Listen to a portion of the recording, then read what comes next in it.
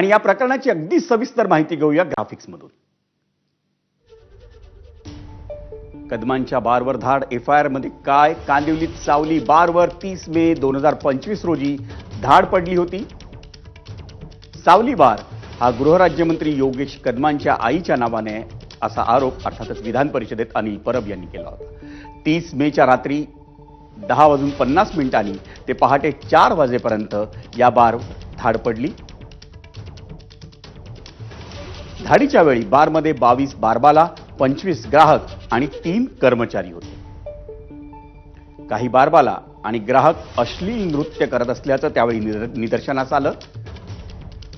छाप्यानंतर waiter, cashier आणि manager यांना पोलिसांनी ताब्यात घेतलं. बारचा परवाना हा ज्योती रामदास कदमांच्या नावे असा मॅनेजरचा जबाब आहे. धाडीनंतर समतानगर पोलीस ठाण्यात गुन्हा दाखल झाला.